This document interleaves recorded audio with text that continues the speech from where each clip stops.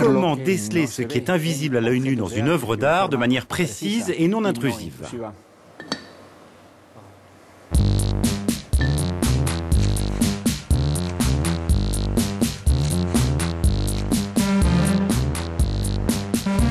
Des chercheurs de l'université d'Oviedo, située dans le nord de l'Espagne, pensent avoir trouvé la réponse grâce à l'utilisation d'un matériau inattendu, le graphène. Le graphène agit comme un multiplicateur de fréquences. Il est capable de générer assez facilement des signaux à haute fréquence à partir de fréquences plus basses.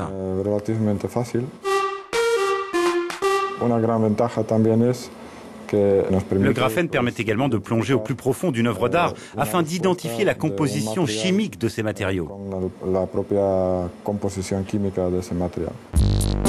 Associées à des techniques de traitement d'images et de numérisation 3D, les données obtenues avec ce tout nouveau scanner contribuent à révéler les secrets enfouis au cœur d'un tableau, d'une céramique ou encore d'un récipient scellé.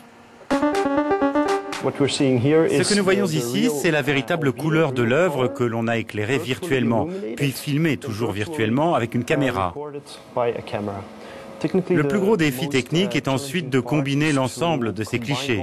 Tous doivent être automatiquement alignés. Si l'alignement n'est pas parfait, si la marge d'erreur dépasse les 0,2 mm, alors la reconstruction de la couleur ne sera pas bonne.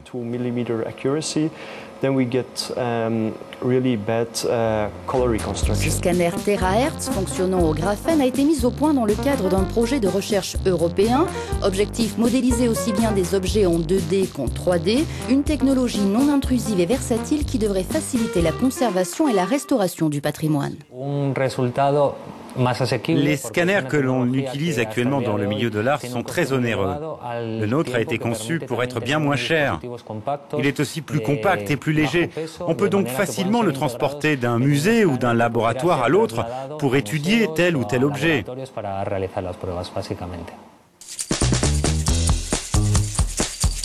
Le musée des Beaux-Arts des Asturies s'est prêté au jeu et a mis des toiles à disposition des chercheurs.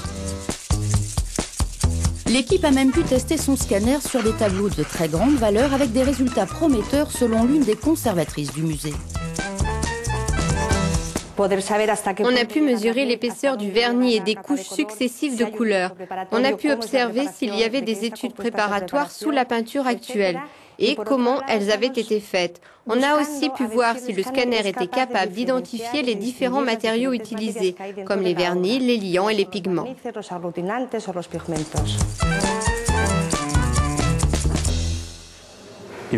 Dans quel autre domaine les résultats de ces recherches pourraient-ils éventuellement être utilisés?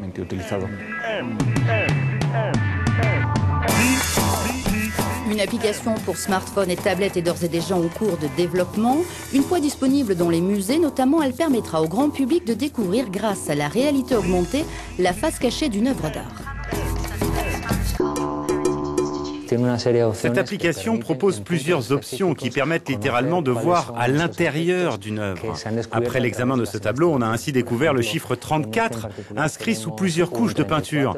On sait également maintenant que l'un des vêtements était vert à l'origine.